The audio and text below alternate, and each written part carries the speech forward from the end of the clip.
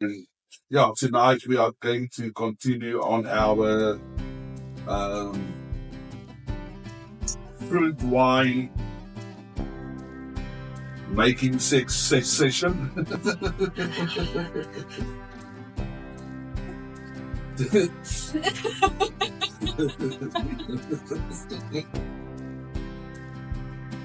Okay. Yeah, so tonight we are going to continue on our fruit wine session.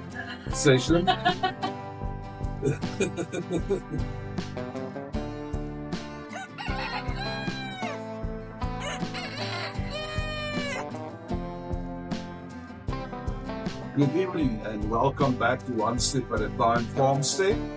I'm Lucas and I'm so happy that you are with us today. Again, joining us is my beautiful wife, Danielle. Yeah, tonight we are going to continue on our fruit wine session. We left off where we were leaving the wine in our secondary fermenter in order for it to mellow out and for all the sediments and yeast to fall out of suspension.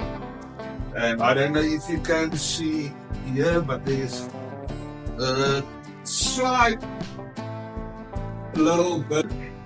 There's a little bit of sediment that settled down to the bottom. It's really like half a centimeter, if even that. So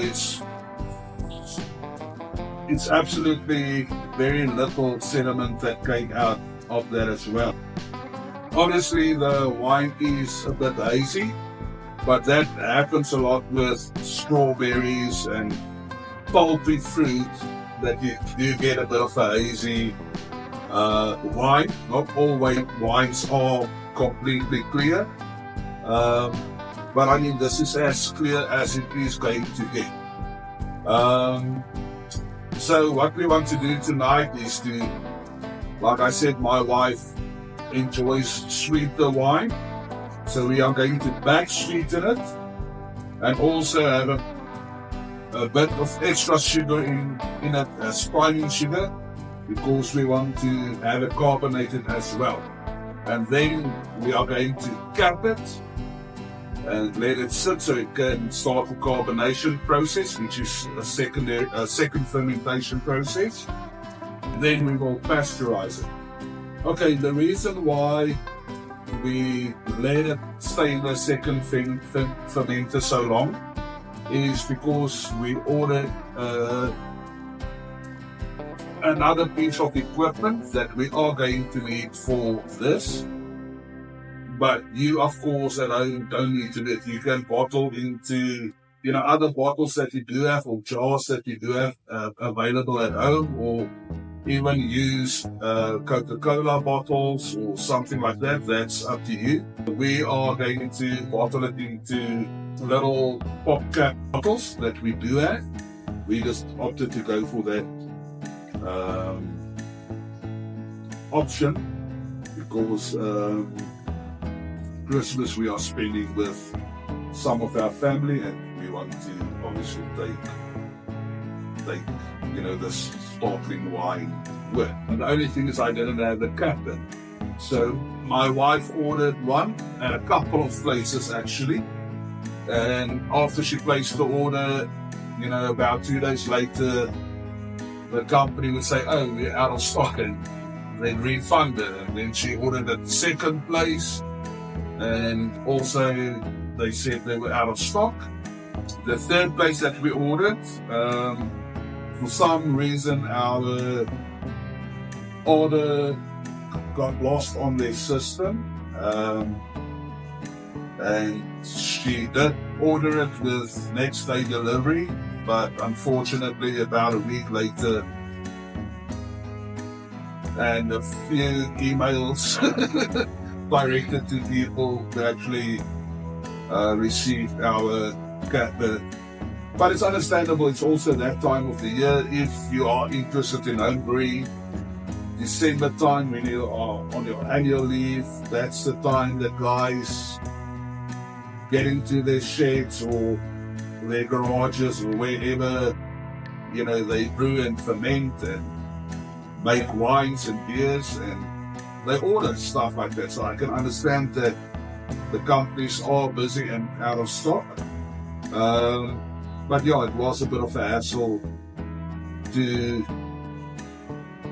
actually get it, and that is why our video is also about 2 weeks late. But that gave us time to make sure that our wine clarified as beautifully as possible. Well, sorry, the background noise is our outside building is also used for our laundry. And my wife just switched it off, and that's why we ordered the bottle capper and some caps that we will seal our bottles with and put it through the carbonation process, the natural carbonation process. This wine, as it is here, is 100% dried, fermented all the way out, and it's dries. In other words, even though you may get the fruity notes and aromas in the wine, there's absolutely no sweetness. All the sugar fermented completely out. That is completely dry and astringent on your taste buds. My wife loves a sweet wine, something like rosé or even an all-ground sherry, muscadel, sherries, stuff like that.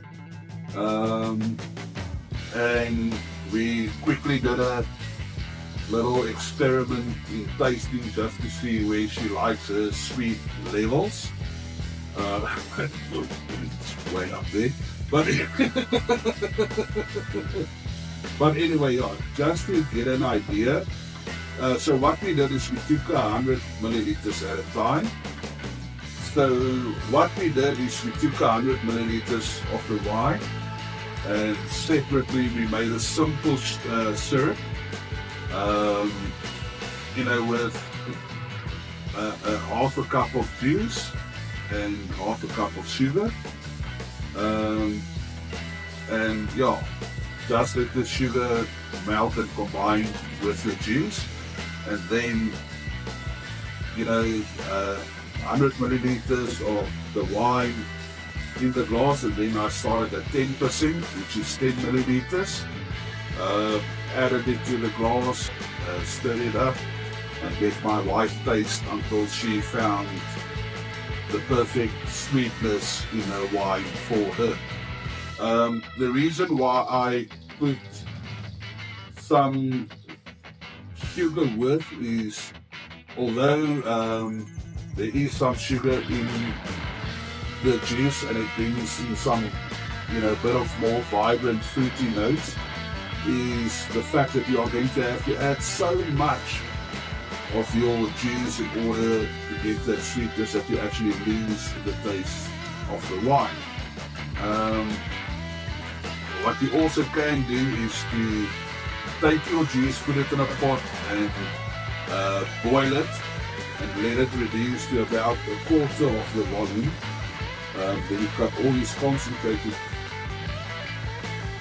sugars in the fruit concentrate, which means you add a bit less to get that level of sweetness. For us, it's easier to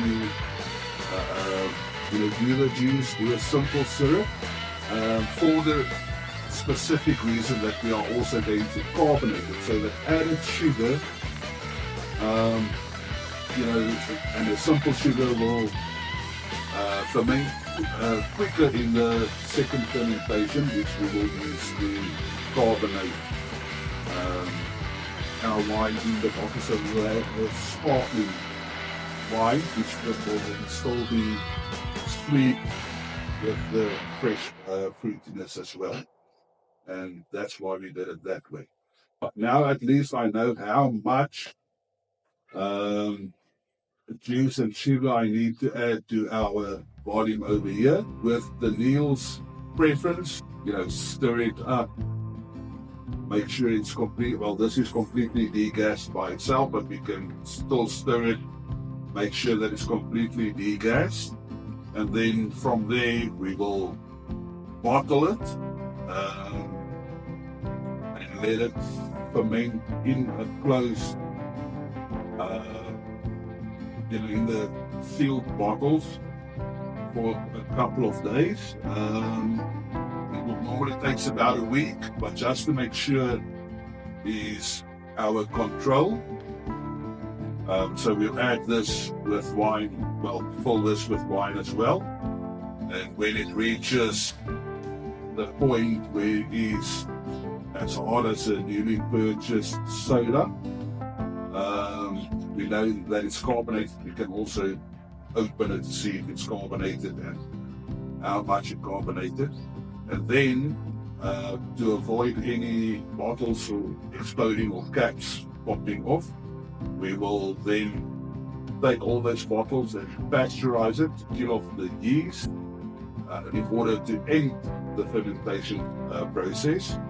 Then we will end up with a carbonated sparkling wine in the bottles that she prefers, or high volume, high alcohol volume cider if you want to put it that way. But anyway, so that is what we are doing again today, just showing you that you can do exactly the same thing at home. Like I said, you don't need glass bottles and a bottle cap. If you've got some of these bottles, we are going to do it as our control to show you that it's absolutely perfectly safe and doable. You can fill your bottle, put the cap on,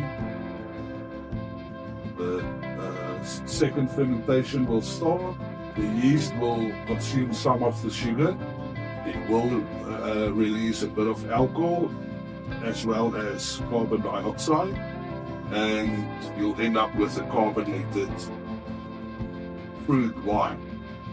In this you can also pasteurize it by putting it in water that brings temperature inside the wine up above the temperature where your yeast can survive, so the yeast will die off and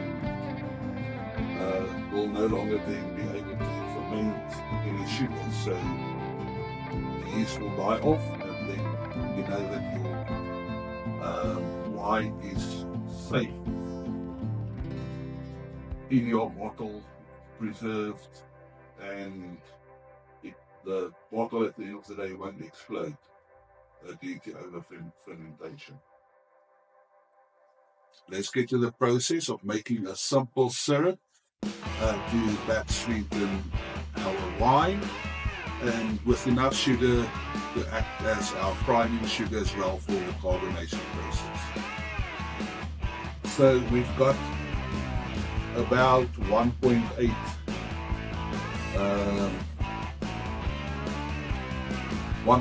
liters or 1,800 milliliters of our juice here, and also roughly about 1.75 kilograms of sugar here.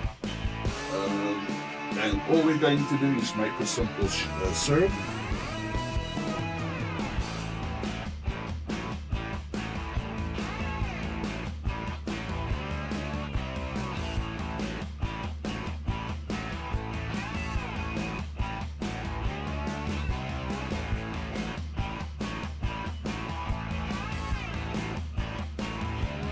So I'm just heating this up on a moderate high heat.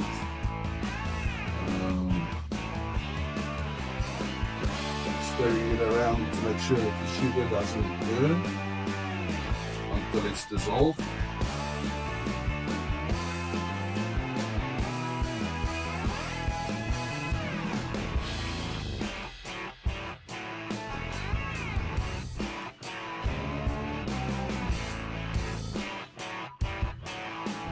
Tomorrow will be our 17-year anniversary, wedding anniversary. We'll be newlyweds for 17 years. And that is actually the reason why I wanted to make this wine for my wife, so that she can have it. But at least she'll have it, it will just have to carbonate for another week. But you can have it as a piece as well. Yeah, so there was a bit of a wrench thrown into our works, but we adapt and we roll with life as it comes, and at least it's the thought that counts. And something homemade and something that she enjoys. So can't believe she kept me around for 17 years. Yeah. Anyway, still waiting for the tea.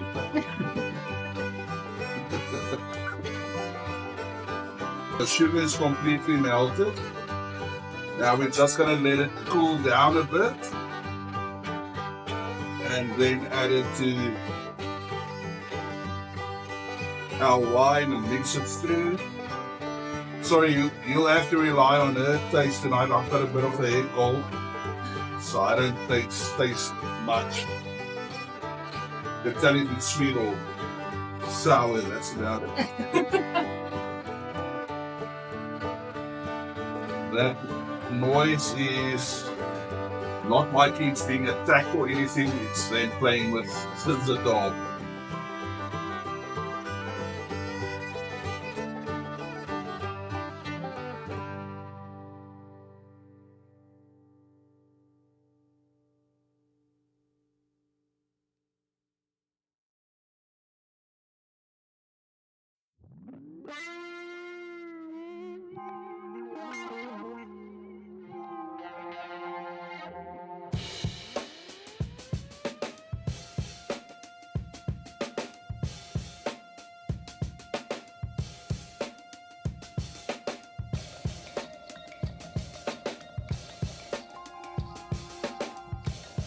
Oh, what you didn't see off camera is that we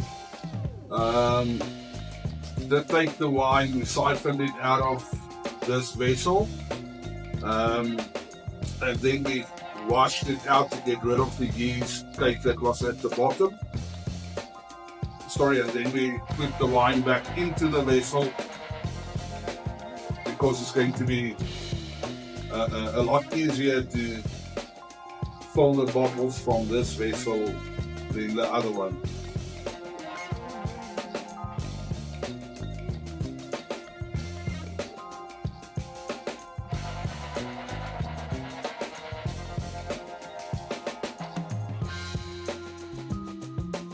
Yeah, it's sweet.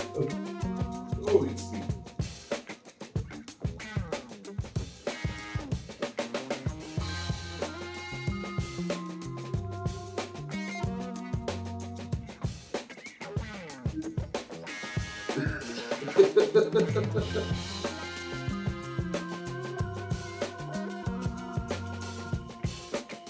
She likes it very sweet.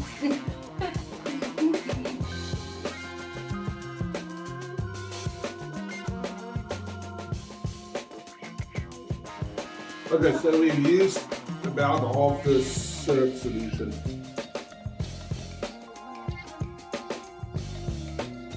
Just putting the lid back on so nothing funny can get in.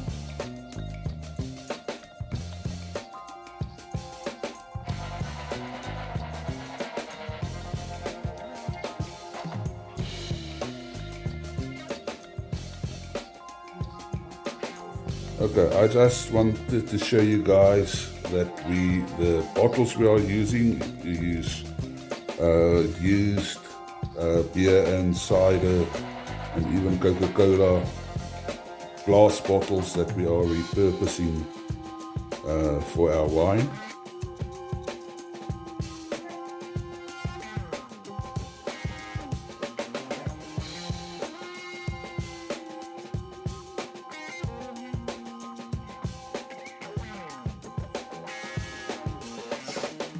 But first I want to pull out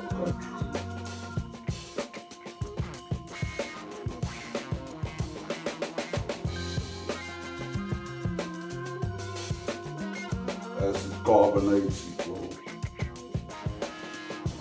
harden, you can feel it. So I'll just put it somewhere here. And then I'll start playing with my new toy.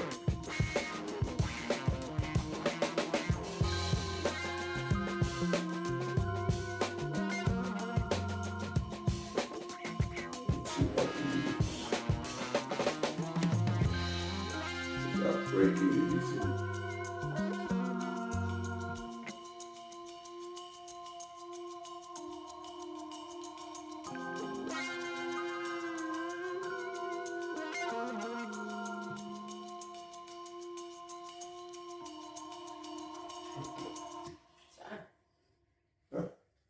Cool.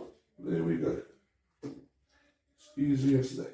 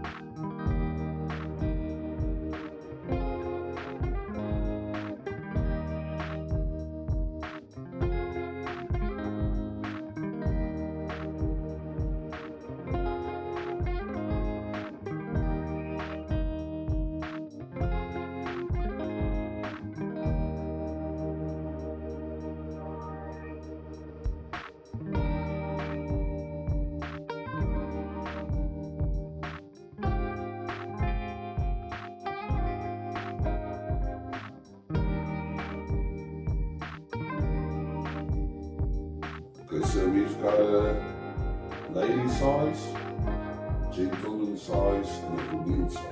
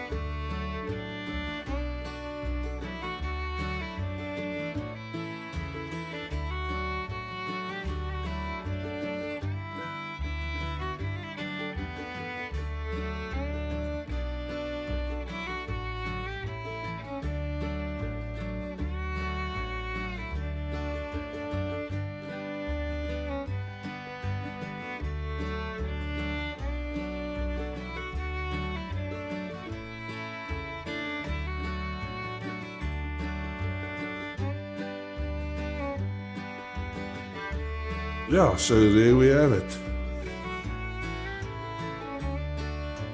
25 bottles of hopefully sparkling wine in the wine rack, and another one for control.